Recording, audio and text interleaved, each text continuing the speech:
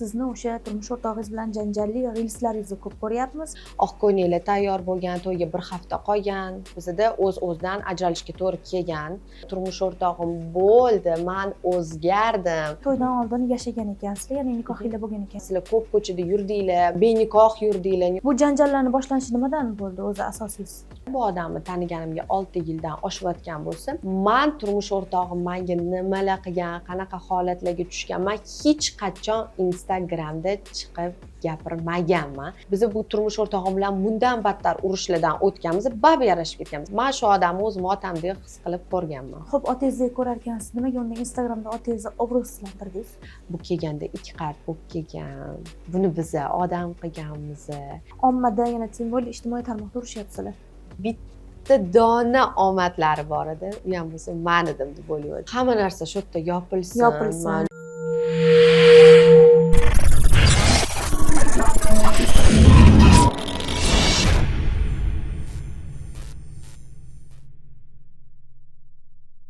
Assalomu alaykum, Yashin TV YouTube kanalining aziz kuzatuvchilari. Demak, bugungi intervyumiz yana sizlar bilan. Bugungi mehmonimiz esa oxirgi paytda internetni portlatayotgan qizimiz Diyora Artikova, ham bloger, ham model. Assalomu alaykum. Taklifingiz uchun kattakon rahmat. Xursand bo'ldim sizni ko'rib.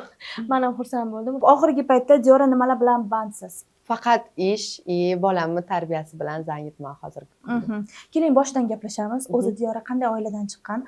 Modellik sohasiga kirib kelishingiz qanaqa bo'lgan yoki kim sababchi bo'lgan? Birinchi oilamdan boshlaymiz. Bizani oilamiz umuman olganda qarindosh urug'imiz juda ham yaxshi, mehribon, samimiy odamlar. Onam ham, otam ham tiriklar, alhamdulillah. Lekin oyim bilan adam birga yashashmaydi.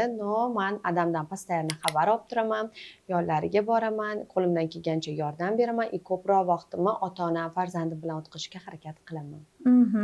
Xo'p, modellik sohasiga qanaqa kirib kelgansiz? Keyin o'zi nechinchi yilsiz? 2000-yilman, 19-aprel tug'ilganman, 26 yoshdaman. Modellik sohasiga kirib kelganim GAIda ishlab yurgan paytlarim bitta ayol kelganlar. Rosa chiroyli ekansiz, menda oqko'ngil salon bor, tushib bering deganlar. Rozi bo'lganman, tushib berganman. Где-то bir haftadan keyin katta bannerim ilingan Chirchuvda. Keyin menga hamma tashashgan, voysammi deb. Keyin уже men bilganman, men model bo'lishim mumkinligini. Keyin Adamarida e'lon ko'rganman, borganman. Birinchi borgan kunimni o'zida yaxshigina summaga kontrakt qilganmiz va shu kundan boshlab ishlashni davom ettirganman. Keyin GAIdan bo'shab ketganmisiz? Keyin GAIdan ketganman. O'sha payt necha yosh edingiz shunda? O'sha payt 2019-yil 19 yosh edim. Demak, ilk faoliyatingiz Adamaridan boshlangan. Bugungi kunda misol uchun nechta shunaqa shoplar bilan ishlaysiz? Shartnomangiz bor? Hozirgi kunda shoplar, bizneslar bilan juda ham ko'p shartnomam bor. Har xil yo'nalish bo'yicha gilam bor, mebel bor, obuv bor, uy proyektlari bor. Har xil proyektlar bo'yicha ishlayman. Bitta 10 taga yaqin. O'zi sizni ko'pchilik Instagramda model deb taniydi, blogerlik ham qilib turasiz, lekin oxirgi paytda biz sizni o'sha turmush o'rtog'ingiz bilan janjalli reelslaringizni ko'p ko'ryapmiz va hattoki ijtimoiy tarmoqlarda bu juda katta muhokamaga sabab bo'lyapti. Xo'p, bu o'sha janjallarni gaplashishdan oldin keling yaxshisi o'sha turmush o'rtog'ingiz bilan qanaqa tanishganingiz haqida so'raymiz. O'zi qanaqa tanishgansiz turmush o'rtog'ingiz bilan? Biz turmush o'rtog'im bilan endi ularda bilmayman qanaqa bo'lgan. Men ularni birinchi ko'rganimda ichimda как будто babuchka uchgan, что men bilganman, что bo'ldi, bu odam bo'ldi, yaxshi ko'rdim, bo'ldi. Va dod qilib bo'ladi-ku, qiz bola qanaqa sevib qoladi. Birinchi bu menda birinchi chувство shu odamga nisbatan bo'lgan. Telefon qilishlarini har kuni kutardim. Kichkina qizli paytim, 19-20 yoshli paytim. Chunki ulardan oldin meni gaplashadigan odamim bo'lmagan. Meni hayotimda как будто katta giroydek kirib kelganlar, tasavvurimda. Ko'rishimizni kutardim, telefon qilishlarini kutardim, SMSlar kutardim. Sal yozsalar o'zimda yo'q hayajonlanib, xursand bo'lib ketardim. Keyin shunaqa tanishgansiz? Instagramda biz tanishganmiz. Keyin meni ko'rgani Qibrayga kelganlar, tanishganmiz, shundan keyin biz gaplashib ketganmiz. Siz o'zi asli Qibraydansiz, a? Ha, Qibrayda turaman. Xo'p. Keyin to'yinglar o'rtada bir buzildi. To'yinglar bo'lishi kerak edi. Buzildi. Afsuski shunaqa bo'lgan. 2022-yil biz ZAKSdan o'tgan bo'lganmiz. turmush o'rtog'im bilan xarakter deydimi endi uni bilmayman, может nimadir sabab bo'ldimi, Allohga qanaqadir belgisi bo'ldimi bilmaymanu, bizda o'z-o'zidan ajralishga to'g'ri kelgan. Oq ko'ylaklar tayyor bo'lgan, to'yga bir hafta qolgan, hamma etilgan bo'lgan to'yga, lekin o'z-o'zidan shunaqa sabab bo'lganki, avvalambor Alloh taqdir qilganki, что biza ma'lum bir muddat to'yga qaytarishimizga to'g'ri kelgan, qaytarganmiz. O'rtada bir marta to'y buzildi, undan keyin yana to'y bo'ldi, bir oy ichida to'y bo'lib ketdi, adashmasam, tezlashib. Unda qanday yarashdingiz? 2022-yil zaksdan o'tgan bo'lsa, biza ajrasha olmadik. Zaksdan keyin to'y qaytgan bo'lsa ham bizani zaksdan zaksdan o'tib bo'lgansizlar. 2022-yil zaksdan o'tganmiz. Orada urush, janjal, zaksga borganmiz, ajrimlarga berganmiz. Hali poka что to'yimiz bo'lmagan bo'lgan u payt. 2023-yili turmush o'rtog'im bo'ldi, men o'zgardim. Men endi yaxshi odam bo'laman, billa yashilu to'yimiz bo'lsin deganlar. Uydagi opalari, oylari bilan gaplashganmiz, menga aytishgan hammasilar ko'p ko'chada yurdinglar, benikoh yurdinglar, nikoh baribir istadi ikkaloylarni bir-biringlarga, yana ham ahil bo'lasizlar deyishgan. Men to'yga rozi bo'lganman. 2023-yili noyabr oyida bizani to'yimiz bo'lgan. Lekin men bitta gap eshitganman, to'ydan oldin yashagan ekansizlar, ya'ni nikohinglar bo'lgan ekan. Shu gap qanchalik rost? Yo'q, meni nikohim to'ydan bir kun oldin o'qilgan. Ertasi kuni bizani to'yimiz bo'lgan. Yillar oldin nikohimiz bo'lmagan. Birga yashamagansiz? Yo'q, birga yashamaganmiz. No, bizda juda ham kuchli muhabbat, juda ham romantika kuchli bo'lgan. No, bitta uyda biz yashamaganmiz. Xo'p, siz kecha emas o'tgan kun menimcha post qo'ydingiz va postingizda o'sha to'yimizdan oldin Amirsoyga ketayotganimizda menga shunaqa po'pisa qilganlar, qo'rqaman o'lib qolishdan deb gapirgansizda. To'ydan oldin bo'lgan, lekin to'ydan oldin shunaqaliklarni bilibsiz, lekin nimaga to'yga qarshilik qilmagansiz? Buni bitta sababi men o'ylayman, faqat yaxshi ko'rganim, samimiy ichimdan bor jonim bilan, mehrim bilan yaxshi ko'rganim sabab ursalar ham, tepsalar ham, ustimga xiyonat qilsalar ham, nima postupka qilishlaridan qat'iy nazar faqat Xudodan faqat so'rardim, insof ber, insof ber. Yaxshi bo'lib ketinglar, yarashib ketinglar, tezroq hammasi zo'r bo'lib ketsin deb faqat Allohdan shu narsani so'raganman hozirgi kungacha. Yana ham yarashib ketish niyatingiz bor? Уже bolali bo'lganimdan keyin o'zimni his-tuyg'ularimdan ko'ra yoki o'zimdan ham ko'ra ko'proq bolamni o'ylaydigan bo'lganman. Hozir turmush o'rtog'imning har bitta xatti-harakatlari, misol uchun bolamga ta'sir qilishidan juda ham qo'rqaman. Menimcha уже bilmadim, orqaga yo'l bo'lmasa ham kerak deb o'ylayman. Lekin men sizni yarashadiganday deb turibman, o'ylab o'tirmanda, chunki yaxshi ko'rishingiz hali ham bilinadi turmush o'rtog'ingizni. Yo'q, oson emas. Birpasda odam voz kecha olmaydi, birpasda odam yomon ko'rib qola olmaydi. Hamma narsaga vaqt-davo deganda o'z-o'zidan emas, poetapu ko'ngil sekin-sekinlik bilan soviydi. Hozir soviganmi shunda? Hozir qisman. Hali umid bor ekan, bular hali yarashib olib ketishi mumkin. Men o'ylayman, уже bizani oilalarimizga, ularning ota-onaligiga, meni ota-onamga nisbatan ancha o'rtada sovuqchilik tushdi. Juda yaxshigina muhokamalar bo'ldi. Bu holatda bilmaganlar ham gapirishdi, bilganlar ham gapirishdi. Men hammasini ko'rdim, eshitdim orqamdan nima gaplar bo'lganini. Men o'zimni oqlashga yoki oxirigacha kurashishga, oxirigacha borib to'polon qilishdan ko'ra, qandoq bo'lsa shundoq holigacha Allohga topshirishga qaror qildim. Menda shunaqa narsa bor. Turmush o'rtog'imni ham, ularning oila a'zolarini ham men qo'yib yuborganman, o'zimdan kechirib yuborganman. Bunaqa og'ir yuk bilan yurishni xohlamayman. Siz turmush o'rtog'ingiz oilasi bilan qanday bo'lgan munosabatingiz?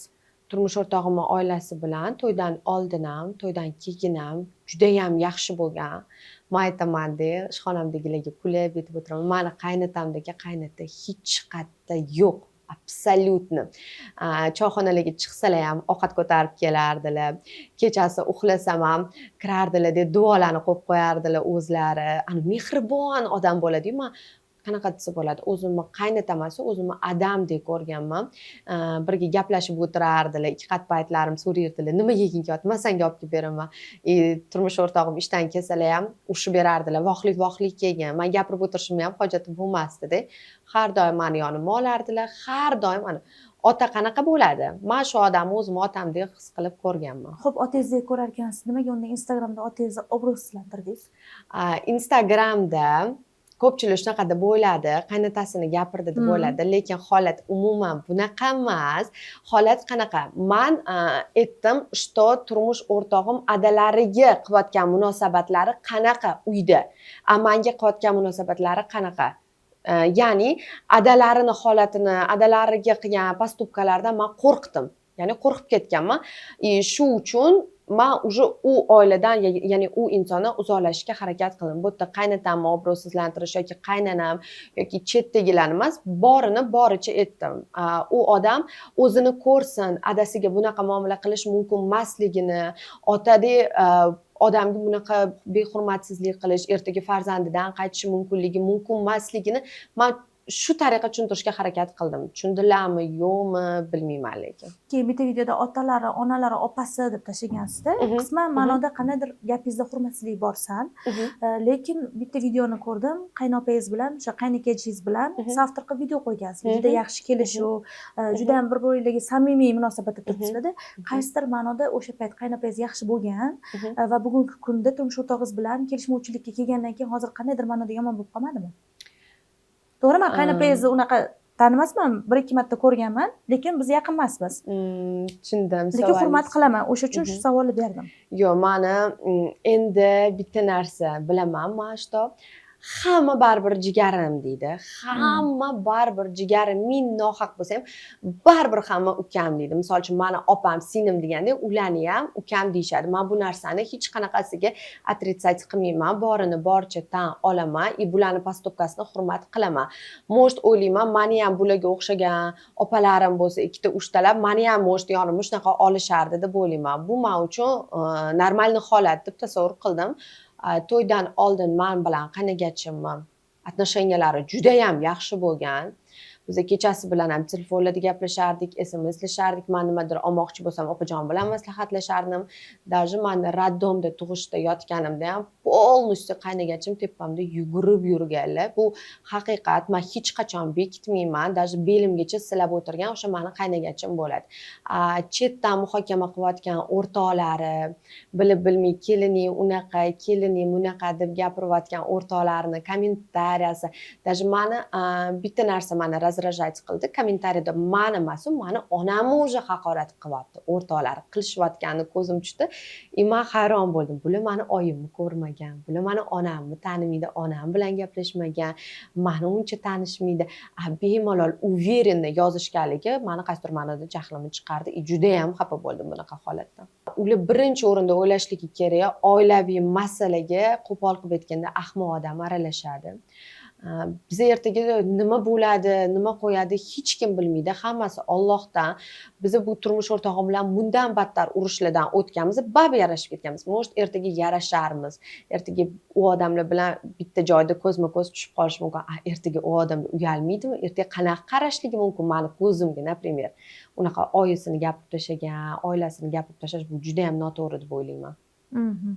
Xo'p, mana aytyapsiz hozir yarashib ketishimiz mumkin. Endi ertaga nima bo'lishini biz ham bilmaymiz. Diyora, shu narsani bilib turib, nimaga hozir bir-biringlarni ijtimoiy tarmoqda obro'sizlantiryapsiz ikkallaringlar? Men o'sha bu narsaga stop qo'ydim. Instagramimda umuman bu haqida umuman gapirmayapman. O'zi 6 yil davomida bu odamni taniganimga 6 yildan oshayotgan bo'lsa, men turmush o'rtog'im menga nimalar qilgan, qanaqa holatlarga tushgan, men hech qachon Instagramda chiqib gapirmaganman. Bir marta esimda, bir marta eslayman, Amirsoga olib borib urib tashlaganlarida. Uyga soat ertalab azonga 4 da kirib kelganman. Basharalarim qonab, shilinib, qo'pol qilib aytganda ishtonlarimgacha nam holatda yig'ilib kirib kelganman. O'sha payt stressda to'y qaytgan, boshqa bo'lgan. Men Instagramda aytganman, meni urganlari sabab to'y qaytdi. Bu odamga men turmushga chiqishni xohlamayman deb. O'shanda men turmush o'rtog'imni yomon ko'rsatmaganman. Unda ham, что biz chiqisha olmadik, to'yimiz bo'lmaydi deb aytganman. Chunki meni u payt ham ko'pchilik tanirdi, hozir ham. Bu janjallarning boshlanishi nimadan bo'ldi o'zi asosiysi? Bu janjallarning boshlanishi man xohlardim turmush o'rtog'im что yaxshi niyatda bolalarni kelishlarini ko'rishlarini, misol uchun bular sog'ingan bo'lsa man xo'p deyman, borishsin ko'rishsin, lekin hamma narsa o'rtada disiplina bilan kelishilgan holatda bo'lishi kerak. Lekin kelyaptilar Instagramda mani obro'sizlantiryaptilar. 10 kun oldin Shunda post birinchi ula qo'ydilar. boshladilar? Birinchi bo'lib chislosi ham esimda yo'q uncha. Birinchi bo'lib ular post qo'ydilar. Bugun ko'nchiliklar haqida gaplashamiz. Bugun bitta ko'nchilikni yuzini ochamiz deb post qo'ydilar. 5 ta post qo'ydilar. Men umuman ahamiyat bermadim. Men o'yladim shu darajada turmush o'rtog'imni оправдывать qilib yashaganmanki, shu payt ham o'yladim, может qaysidir o'rtoqlariga aytayotgandirlar, может tillada ishlaydilar, kimdir tillani olgan bo'lsa pulni bermay ketgan, может tillaga tegishli narsadir deb oxirigacha menga emas deb o'yladim. Oxiri уже mani bolamni qo'yib, уже mani yuzimni ochiqchasiga qo'yganlaridan keyin bildim, что men haqimdaligini. Ungacha men hech qanaqa post ham qo'ymadim, boshqa ham qilmadim. Oxiri meni kimnidir o'ynash qilib, domimni tagida obro'sizlantirib, post qo'yganlaridan keyin men jahlim juda ham yomon chiqib ketdi. Shu gapingizdan olaman, eringizga xiyonat qilganmisiz? Hech qachon. Даже Instagramim ham parolsiz, Telegramim ham, telefonim ham parolsiz. To'ydan oldin ham shunaqa turardi, to'ydan keyin ham shunaqa turgan. Также hozir ham. Mani yuzim har taraflama odamlarni yonida ham, Alloh oldida ham toza, vijdonim oldida pokman. Hech qachon turmush o'rtog'imga nisbatan xiyonat qilish u yoqda tursin, даже ko'z zinosini ham qilmaganman. Begona erkakka даже men qaramaganman. Shu kungacha men даже syomkalarga borsam, oilangiz tinchmi deb erkak kishidan so'rasa, ha, yaxshi, turmush o'rtog'im bilan o'tga boryapmiz, bu yerga boryapmiz deb eski rasmlarni men Instagramimga ko'p marta qo'yardim. Chunki sabab meni eri bor deb o'ylashsin, menga yomon ko'z bilan qarashmasin, tinchgina ishlayib, pulimni olib ketay degan maqsadda. O'sha bular Instagramga chiqib bizni palon yil oydan beri yashamayapmiz, xotinim emas deb har xil gaplar qilganlardan keyin o'sha bu narsa ommaga chiqib ketdi. Chunki ko'p odam bilmagan meni erim bilan yashamasligimni. Siz o'sha oxirgi postingizdan keyin ko'p narsa ochiqlanib ketdi-da, muhokamaga sabab bo'lib ketdi. O'sha telefonda nima bor ediki, hattoki shu telefonni yashirish uchun kaltak yeyishga ham rozi bo'lgansiz. O'sha kungi holatda aytib beradigan bo'lsam, holat umuman telefon haqida emas. Bu yerda ishxonamga kelganlar, mashinamni yangi salondan olib chiqqanimga 1 oy bo'lgan mashinamni balonlarni atverkada tashiganlar, 3 ta balonini. Keyin men yig'lab chiqqanman. Esimda, keyin sirazi yangi mashinam holatini ko'rib 102 qilganman. 102 kelgan, bizdan zaявление olganlar. Biza yo'lda mobilografim bilan kelayotganimda turmush o'rtog'im orqamdan yugurib kelib, belimga tepganlar. Уже men yiqilib tushganman. Agar videoda ham sezgan bo'lsanglar, siz ham sezgan bo'lsangiz, telefon oyog'imni tegdi yotibdi, ama yerda yotibman. Telefon qo'limda emas, telefon menda emas, oyoq tegdi yotibdi. Turmush o'rtog'im meni telefonimni olishga harakat qilayotganlarining sababi har doim seni o'qib ketaman, bo'qib ketaman, ishlamaydigan qilib qo'yaman, chochingni kalga olib tashlayman deb qilgan ugrajatsilari hamma narsalar mening telefonimda yig'ilgan bo'lardi. Har doim turmush o'rtog'im olib, sindirib yo'q qilardilar. Onamni, opamni, qarindoshlar, o'rtoqlarim ham hamma bilan yoshgan perpiskalarimni bittalab o'qib chiqardilar, что zapal topish maqsadida, lekin unaqa hech qachon bo'lmagan. Telefonimni olishligini sababi, olishga harakat qilganlarning sababi men o'ylayman, что o'zlarini haqida yig'ilgan ma'lumotlarni tozalash bo'lgan bu yerda. Aniq shunaqa? 100% shunaqa. Chunki men agar haqiqatan yurgan qiz bo'lsam, men o'sha payt o'sha yuradigan odamimga qilardim-da, iltimos keling derdim, hal qilib bering derdim. Chim yerda yotib, kaltak yeb yotgandan ko'ra. Keyin hozir bitta video ko'rsataman. Sizni turmush o'rtog'ingiz aynan bolani ko'rishga kelganlarda siz qo'ymasdan haydab borgansiz-da. Qaysidir ma'noda bolani ko'rishga ularning ham haqlari bor, lekin nimaga unaqa qilgansiz? Mana hozir o'sha videoni ko'rsating. Internetga ham tarqalib ketdi.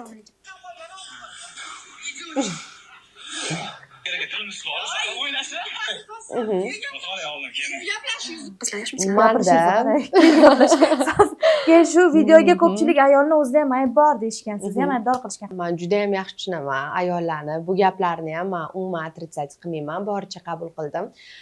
Bu yerda holat nima bo'lgan? Bizaga turmush o'rtog'im bolani ko'rishlari uchun 2 ta shanba sudya tarafdan qaror chiqqan. Shanba kuni keldilar, bolani olib chiqdim, adekvatni odamga o'xshab bolani olib chiqdim, qo'llariga berdim. 11dan 2gacha vaqtlar bor. Aylanishda, yurishda keyin mani razrajat qiladigan narsa yana boshlanyapti. Telefonni olib, bolani ko'tarib, o'g'lim, uyinglarga har xil erkaklar kelyaptimi? Sabr qil, men seni o'zingni haqiqiy oyingni oldiga olib boraman. Unutma oyingni dedi.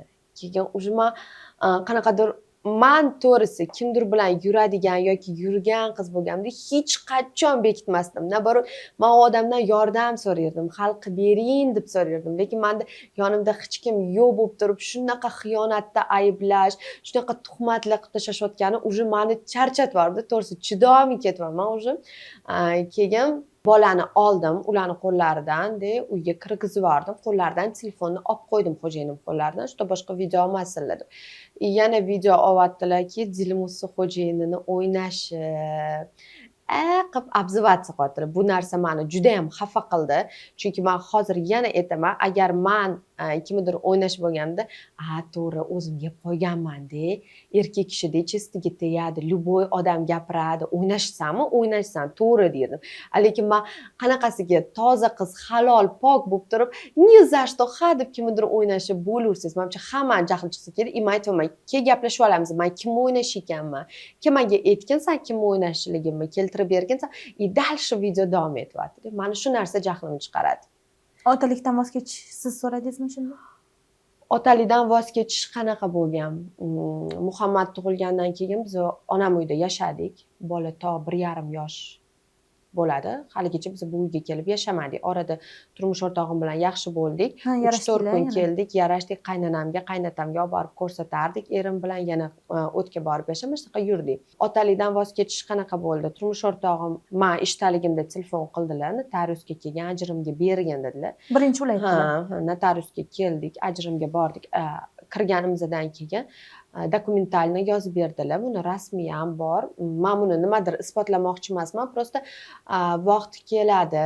Men o'ylayman, juda ham katta afsuslanadilar bu qilgan ishlari uchun. To'g'ri, voz kechmagandirlar, lekin u payt dokumentalni yozganlar. Men biologический otasi emasman. Bu bolani men tan olmayman, familiyamdan chiqib ketsin. Bitta ham menga o'xshash tarafi yo'q deb qog'ozlar yozib, qo'lga qo'yib, так что как будто dokumentalni bu pechatlangan qog'oz bo'lgan. DNK qildirishga Keyin biz turmushim davomida men och-uchasiga aytish bo'lsa aytaman, u qo'rqish, bekitish emas. 2 qat bo'lgan paytimdan boshlab mana hozirgi kungacha u oilada, ya'ni turmush o'rtog'imda ham faqat shunaqa narsa bo'lgan, DNK qildirish kerak, DNK qildirish kerak. Bola o'zi bundanmi yoki turmush o'rtog'im, bola meni bolammi? Shunaqa savollar menga juda ham ko'p kelgandi. Даже meni qizlik paytimda yigitim bo'lmagandi. Bitta odam menda shu odam bo'lgan. Yana deb даже bolani ham bunaqa qilish men uchun noto'g'ri deb tushunganman o'sha bu narsalarni. Sizga shunaqa paytda, mana shunaqa paytda nima og'ir tegdi? Menga eng og'ir tegan narsa bolani tan olmaslik. Meni eng xafa qiladigan narsa meni xiyonatda ayblash. Даже qarindoshligi bor. Otlarni aytib o'tirmayman, yoshlari katta ayol. Bu kelganda 2 qat bo'lib kelgan. Buni biz odam qilganmiz. Buni qo'ldan hech narsa ish kelmaydigan qiz bo'lgan deb juda ham ko'p xafa qilishdi. Endi bu narsalar o'tdi ketdi. Men jirtvani yoqib, o'zimni bechoraga solib o'tirishni xohlamayman. Ularni qarg'amayman ham, u bo'lib ketsin, bu bo'lib ketsin ham demayman. Shunchaki Allohim o'zingga topshirdim. Nima xayrli bo'lsa shuni bergin dedim, bo'ldi. Yana bitta gap eshitdim. Nima bunaqa Diyora to'yi o'zi qilganmi? Yo'q, to'y men qilmaganman. Shunaqa degan ekansiz, ko'pchilikka to'yni o'zim qilganman. Yo'q, hech qachon bunaqa gap mendan, og'zimdan umuman chiqmagan. Meni to'yimni har doim aytaman, что meni to'yimni turmush o'rtog'im, qaynagachim qilib berganlar. Meni to'yim haligacha shu odamlarni og'zida yuradi. Voy dod, to'yi zo'r bo'lgan, u bo'lgan, bu bo'lgan, to'yingizda hamma artist, buni hammasi opalarning sharofati bilan shunaqa chiroyli, xuddi meni orzuyimdek to'y bo'lgan. Xo'p, to'ydan keyin o'sha ilk urush, janjal bir haftadan keyin boshlangan-a? Shunaqa. Shanba kuni to'yimiz bo'lsa, payshanba kuni uyimizda urush bo'lgan. Даже bir hafta emas, 4-5 kundan keyin. Xo'p, shu turmush o'rtog'ingiz bilan ochiqcha gaplashib olmaganmisiz shu narsalarni? Men bunaqa, yo siz ham qaysidir ma'noda gap qaytarganmisiz, nima deb o'ylaysiz? Bizda urushimizda qanaqa bo'lardi? Urushimizning eng tegi sababi turmush o'rtog'im uyga mana misol yangi kelinli paytlarim ham kechasi 3da kirib kelardilar, 4da kirib kelardilar. Ammo qaynatam bilan yashardim. Qaynatam to'g'ri mani o'zimni adam deb bo'lib qolganlar, no baribir turmush o'rtog'ining o'rni boshqa, to'g'rimi? Yosh kelin, siz osmonlarda uchib yurgan paytingiz, yoningizda turmush o'rtog'ingizni ko'rishingiz kerak bo'lgan paytingiz, yo'q turmush o'rtog'ingiz 3da kirib kelardilar, 4da kirib kelardilar. Qayerdan kelyapsiz deb so'rasam, отчет bermayman senga derdilar. Bunda ham emas, o'zi asl urushimizning sababi shunda hamchi derdim, mayli deb yurardim. Keyin ko'p martalab sani o'ynashlaring bo'lgandir, to'ydan oldin yurgandirsan, udur, budur, mana shunaqa nima desa bo'ladi, fakti yo'q narsalar bilan ko'p urush bo'lardi bizning uyda. Men o'zim oqlashga harakat qilardim, что yo'q narsa, etimanga kim bilan yurgan ekanman deyishga harakat qilardim. Ular yana ham asabiylashib ketardilar, yana uyda urush bo'lardi. Adalari asabiylashardilar, yosh katta odam asabiylashish bu juda ham noto'g'ri, bilasiz. Men как будто u oilani tinchini men buzayotgandek tuyulardi. Men ketishga qaror qildim. Onangiz oilangizga aralashganlarmi hech? Onam oilamizga aralashganlari faqat yarashtirish uchun bo'lgan. Har doim men yig'lasam aytardilar, Dostondagi odam yo'q, Doston yaxshi bola, sen ozgina tiling desang o'tib ketadi deb har doim aytardilar. O'sha oxirgi payt oyimni oldilarida urib, sudrab, yuzlarimgacha urganlardan keyin oyim уже qo'rqib qolganlar. Oyim ko'rmaganlar, ko'rmagan odam bilasiz, har doim yaxshi deb kelardilar. Уже ko'rganlardan keyin yo'q dedilar, уже bo'ldi, bo'lmas ekan, sen bunaqa kaltakishda o'lib qolishing mumkin deb o'sha oyim ham xohlamadilar keyin. Turmush o'rtog'ingiz ajrashaman deganda siz xohlamagan ekansiz. O'sha bilishim bo'yicha talog'ingizni berganlar, sizga borib ajrimga yoz deganlarda ajrashmayman degan ekansiz. Shunaqa narsa ham ko'p bo'ldi. Bu narsaga men nima deyman? Bizda ajrimimiz qanaqa bo'lgan? Bizda ajrim 1 yilga srok bergan. Men ajrimga berganman, bola 1 yoshdan oshadi, keyin kelasan degan. U payt turmush o'rtog'im xohlagan paytlari kelardilar, bor ajrimga berdilar. Davlat chiqargan qonun bor, qaror bor. Har oy siz borib berurmisiz-ku, sizga 1,5 oydan keyin kelasan deb atkaz yozib bergan bo'lsa. Keyin birinchi sababi shu, hali bizani qarorimiz tugamagandi. Birinchi sababi ajrimga bermaganim sababi birinchisi shu bo'lsa, ikkinchi sababi biza orada 1 oy yashadik, 3 oy yashamadik, 1 oy yashadik, yana 4 oy yashamadik. Mashtaqa bo'ldi. Tushunasizmi? Arosat hayot bo'lgani uchun odam do'dirab qoladi-yu, bu odam o'zi men bilan ajrashmoqchimi yoki ajrashmoqchi emasmi? Keyin bitta sabab, men har doim oilamni saqlab qolishga harakat qilganman. Oddiy bitta to'g'ri qog'oz, oddiy to'g'ri bu pichat hech narsani hal qilmasligi mumkin. No, u ham men uchun nimanidir hal qiladigan oilaviy narsa edi-da. U oddiy narsa emas edi. Ajrim birpasda bo'ladi, 3 kunda bo'ladi, 3 oyda bo'ladi, juda ham tez bo'ladi. Lekin butun boshli oila yo'q bo'lib ketadi. Bolangiz uchun qandaydir ma'noda harakat qilgansiz? Har doim harakat qilganman. Men даже istixora namoz o'qi deyishdi. Istixora namozda duosida bilsangiz aytiladi. Allohim xayrli bo'lsa ber, xayrsiz bo'lsa hayotimdan ham chiqarib tashagin. Menga xayrli inson ber, bu xayrsizni olib tasha hayotimdan. Lekin men aytamanki, menga shu odamni xayrli qilib bergin deyman. Даже duolarimda ham aytishga qo'rqaman. Xayrsiz bo'lsa chiqazib tashagin deb aytishga qo'rqaman. Aytaman, hozir Alloh meni hayotimdan shu odamni chiqazib tashasa-chi deb har doim даже duolarimda ham faqat insof so'rab kelganman. Xo'p, turmush o'rtog'ingiz o'sha yarashmoqchi bo'lib keldimi shu yaqinda orada? Yo'q. Faqat shu janjalli mavzular. Faqat urush, janjal, to'polon hech qachon bizda jori, men aybimni tan olaman.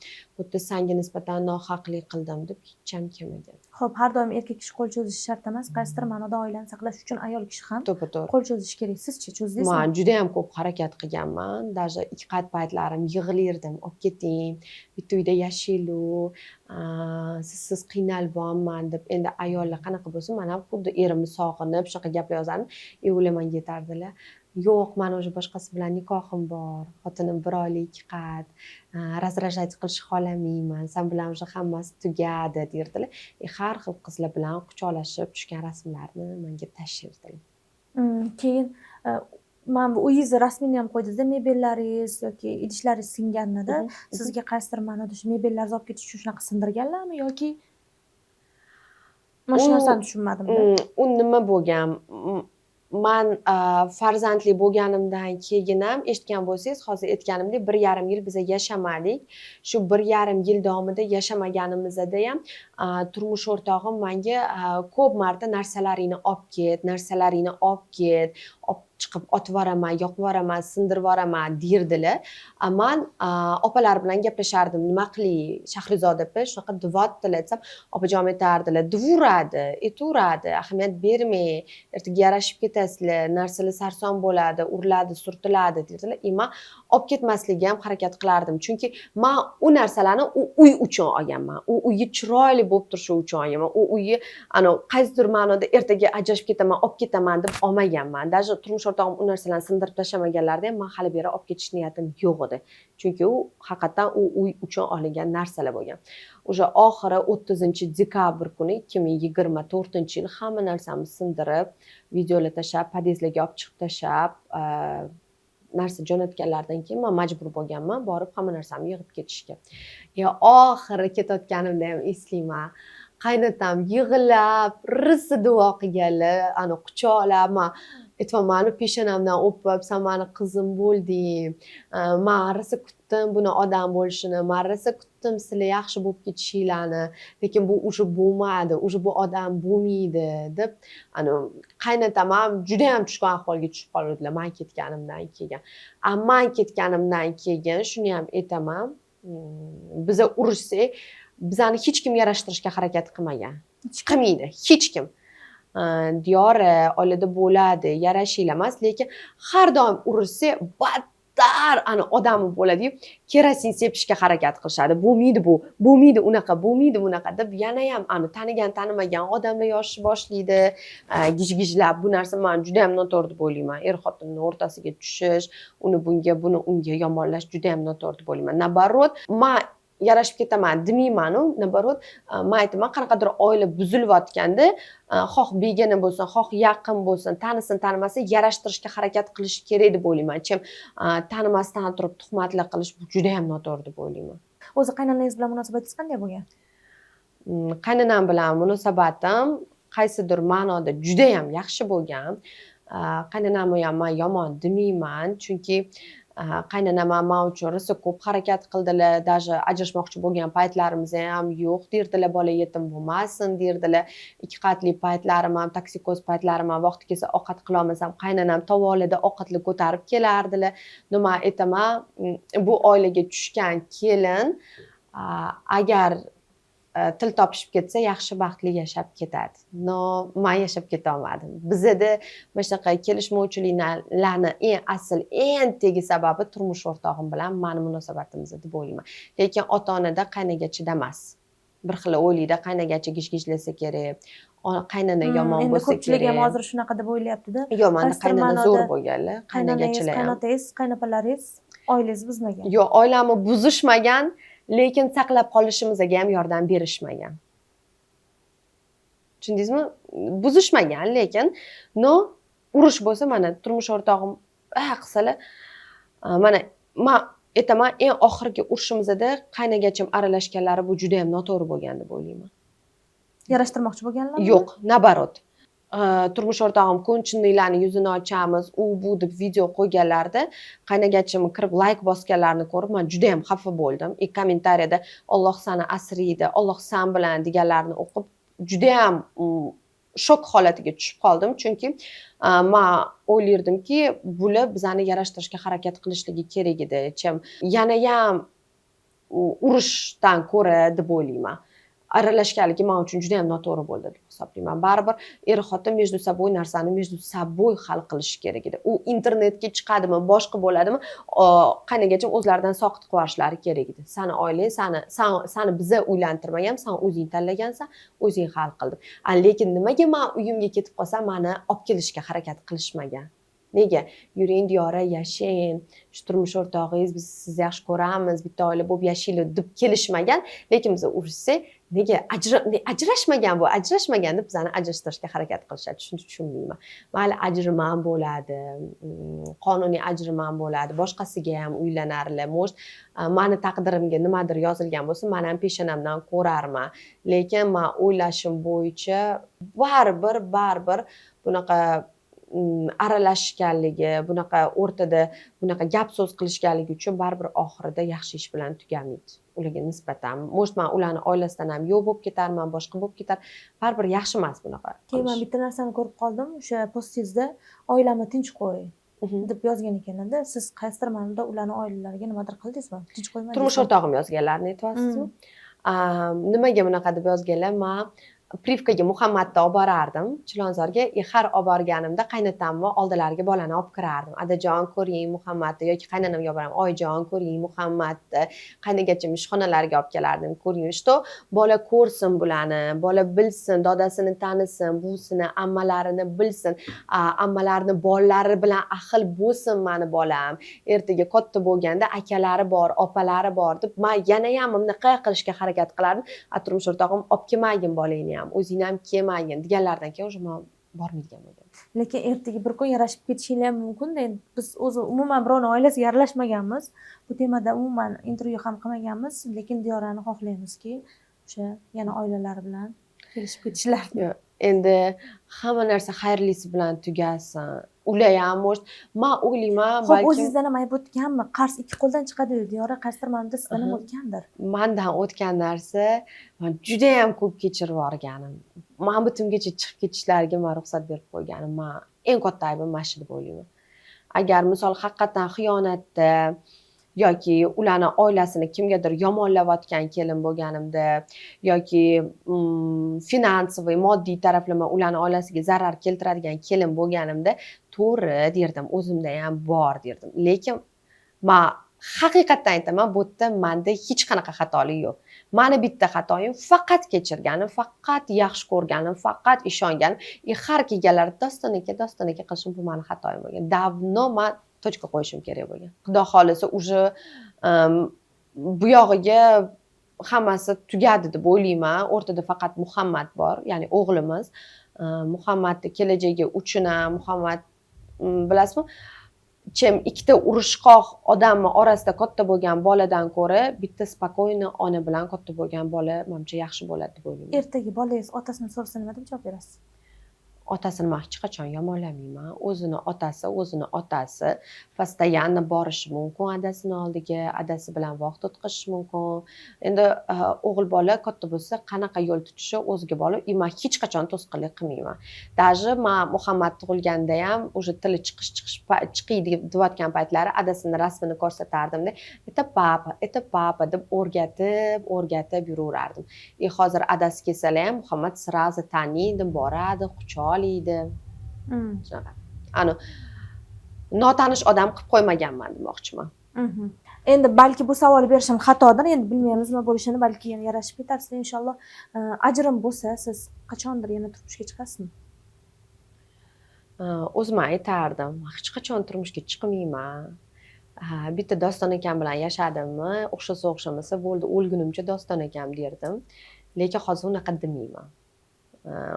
demayman. Chunki men yolg'iz bir umr bitta o'zim yashashni hech qachon xohlamayman.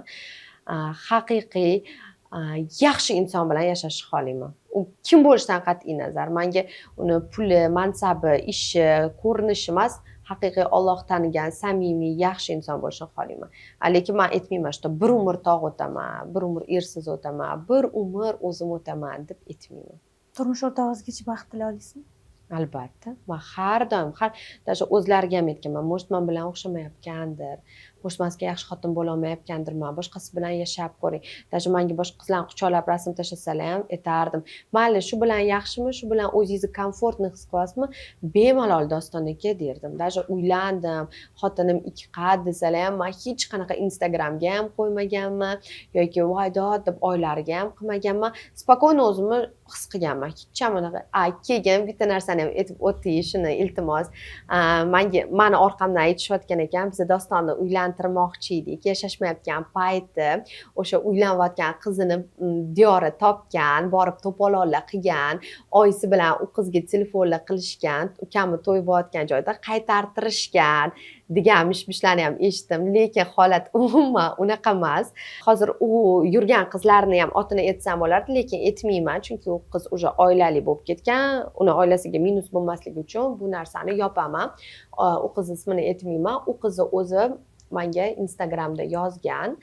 O'zi u qiz meni istoriyalarimni ko'rardi, layklar bosardi-da, подписываться-da, ko'rib yurardi u qiz. Keyin men birinchi bo'lib u qizga to'g'risi men yozganman. Yaxshi ish bo'lmabdi oilali erkak bilan yurish deganman. Chunki men birinchidan javobimni olmaganman, ikkinchidan biz ajrashmaganmiz. Shunaqa deganimdan keyin u qiz menga doskонально aytib bergan, turmush o'rtog'im meni nimalar deyishgan, qanaqa bo'lgan. U qiz o'zi aytgan, "Men xohlamayman sizni oilangizni buzishni, menga kerak emas sizni eringiz" deb u qiz o'zi turmush o'rtog'imdan yo'q bo'lib ketgan. Lekin o'shani hamma o'ylagan, oyisi telefon qildi, oyisi qizi, meni oyim aytishganda, oyisi telefon qildi. Meni oyim даже bilmay ham qolganlar. Mani oyim nabarot aytadilar, "Voy, qiz topdim, bo'ldi, baxtli bo'lib ketsin, bo'ldi, uylanib ketsin" deb aytadilar. Lekin hech ham biz do'stlarga hayotlariga aralashmaganmiz. Lekin siz o'sha oila saqlash uchun qo'lingizdan kelgan hamma narsani qildingiz, afsuslanmaslik uchun. Hamma narsani. Yashaganimga ham afsuslanmayman. Hozirgi holatim, hozirgi situatsiyaga ham afsuslanmayman. Agar men turmush o'rtog'imga turmushga chiqmasdan boshqa odamga turmushga chiqqanimda, qaysidir ma'noda armonda o'tardim. Va o'sha bolani yaxshi ko'rardim, hayoti qanaqa bo'lib ketdi ekan, yaxshi yurganmikan deb o'ylardim. Lekin hozir men yashadim, ko'rdim, bo'ldi. Meni armonim yo'q deb o'ylayman. Sizlarda уже bu birinchi marta emasda, menimcha. Sizlar 6 yildan beri shunaqa urushib, yarashib mana endi ommaga chiqdi-da shu narsa. 6 yildan beri chiqmagan bu narsa. 6 yildan beri bundan battarlari bo'lgan. Bundan dahshatlilari bo'lgan. Lekin chiqmagan. Xo'p, shunaqaliklaringlar bilar ekansizlar, nima bunaqa urushib yurasizlar? Ommada, yana tем более ijtimoiy tarmoqda urushyapsizlar. Shunday? Shunday. Balki gaplashib olish kerakdir o'tirib, er-xotin. Yo'q, biza hozir shunda siz taloq olganmisiz? Ha. Afsuski shunaqa. Keyin bir marta emas, bir necha marta shunaqa holat bo'lgan. Tем более bir necha marta bo'libdi. Ertaga yarashib ketsalar ham menimcha bu narsa ajablanmaydi hech kim. Hozir meni ko'pchilik xiyonatda ayblaydi, chunki men bu mashinalarim, uylarim, yurishimni ko'rib, точно yuradigani bor. Dostonga xiyonat qilgan, shuncha shunaqa bo'lgan deb o'ylashadi. Lekin men aytaman, shu turmush o'rtog'imni ichimdan bor mehrim bilan yaxshi ko'rganmanki, даже xayolimda ham xiyonat qilmaganman. Alloh oldida ham, vijdonim oldida ham to'g'riman. Turmush o'rtog'imni sevib, yaxshi ko'rganim uchun xiyonat qila olmaganman. Даже xayolimga ham kelmagan. Qachon ayol kishi xiyonat qiladi, qachonki turmush o'rtog'idan ko'ngli qolib ketsa, xiyonat qiladi deb o'ylayman. Bu mening shaxsiy fikrim. Endi ungacha menimcha faqat turmush o'rtog'im erim deb yursa kerak. Nima bo'lsa ham mana ro'pa xayrlisi bo'lsin. Men aytaman, agar hozir yarashmasak ham men roziman, chunki men xohlayman turmush o'rtog'im boshqasi bilan yashab ko'rishlarini, boshqa ayol qanaqa bo'lishini, boshqa muhit qanaqa bo'lishini, boshqani qizi, umuman boshqa oilani odami turmush o'rtog'im bilan qanaqa menga qilganlarini qilsinlar demayman. Umuman unaqa qilsalar u qiz ketib yoradi. Qaytmaydi ham. Yana kelmaydi. Men aytaman, hayotlariga bitta dona omadlari bor edi. U ham bo'lsa men edim deb o'ylayman. Chunki bilaman-ku, что даже duolarimda ham, даже namozlarimda ham men urushsak ham, ko'chalarda urib tashlasalar ham, Allohim, mana shunga o'zing kunini ko'rsatgin, bir nimalar bo'lib ketsin deb hech ham Allohdan so'ramaganman. Har safar insofini ber, Muhammadni olib ketsin, meni olib ketsin, tezroq yarashib ketaylik deb har safar Allohdan bitta shu narsani so'raganman. Hech ham ajrashib ketaylik deb so'ramaganman. Nima bo'lsa ham xayrli bo'lsin. Ikki tarafga ham nima bo'lsa ham tinchlik bilan tugasin va xohlaymanki, endi bu mavzuni internetda ochiqlamang. Hamma narsa shu yerda yopilsin. Men juda ham xohlardim. Har xil postlar, har xil ko'lalar hammasi to'xtashini, kimning qo'lida qanaqa fakt bo'lsa, meni yonimga kelsin. Mana haqiqiy odamdek gaplashib olaylik. Mana sen mana bunaqa payt mana bunaqa yurgan ekansan, mana bunaqa payt mana bu odaming bo'lgan ekan desa, ha, da deyman. Lekin bo'lar bo'lmas gaplar bilan tuhmat qilish, ig'vo qilish, ikki qat bo'lib kelgan, onasi shallaqa, o'zi shallaqa deyish, Alloh oldida bu javobi juda og'ir, juda noto'g'ri narsa. Misol uchun men arzimayman-da kimdir men deb gunoh qilishiga. Tushunasizmi? Hamma o'zini gunohi uchun o'zi javob beradi. U muhokama qilib hech kim yaxshi emas-da, baribir oxirigacha muhokama qilib ig'vo tarqatish. Demak, bu narsalarga bugun barham berdik. Diyora qaytib bu mavzuda to'xtalmaylar. Yo'q, hech qachon to'xtalmaymiz. Va bizni hech kimga husumatimiz yo'q. Men ikki tomonni ham hurmat qilaman va o'sha uchun imkon qadar neytral intervyu olib borishga harakat qildik. Agar bizni kuzatgan bo'lsangiz, fikringizni kommentda kutamiz. Diyora, oxirgi so'zlaringiz. oxirida shu narsani aytmoqchimanki, mani u oilaga nisbatan umuman xusumatim shu paytgacha bo'lmagan, bundan keyin ham bo'lmaydi. Mani adajonimdagi, ya'ni qaynotamdagi qaynota hech qayerda yo'q. Bu oilaga aytamanki, что qanaqa kelin tushishidan qat'iy nazar yaxshi yashab ketadi agar o'g'illari bilan til topisha olishsa. Men aytmoqchi bo'lganim, bizani o'rtamizdagi nizoga, urushga, janjalga umuman qaynagachi, qaynota, qaynonani umuman aloqasi yo'q. Keyin mani postimdan keyin женский solidarность bizda judayam kuchli ekan. Mendan xabar olib telefon qilayotgan, uyimgacha kelgan, ishxonalarimgacha kelgan ayollarga, qizlarga kattakon rahmatimni aytaman. Hammada hammasi zo'r bo'lsin, hammada hammasi xayrli bo'lsin. Balkim biz ham ikkalamiz ikki tomonga ketarmiz. Buni faqat Alloh biladi, hech kim bilmaydi. Turmush o'rtog'im ham hayotlari yaxshi bo'lsin, meni ham hayotim yaxshi bo'lsin. Hamma narsa shu yerda oxirgi tochka shu yerda bo'lishini xohlayman. Kimni qanaqa xusumati, kimni qanaqa gapi bo'ladigan bo'lsa, menga aloqaga chiqsin, lekin faqat internetda emas, iltimos. Instagramda уже bu haqida savollarga to'xtalmaslikka harakat qilaman, to'xtalmayman ham. Demak, bugungi intervyumiz Diyora Artikova bilan edi. Sizga ushbu intervyumiz yoqqan bo'lsa, bizga like va kommentariy yozib qolinglar. hisob bo'linglar. Tinchib keting. Rahmat sizga ham.